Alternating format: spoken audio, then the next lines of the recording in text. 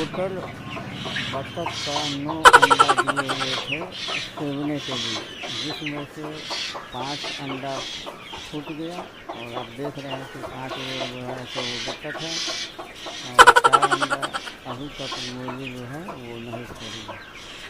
और उम्मीद करते हैं कि कल से परसों तक वो भी अंडा फूट जाएगा।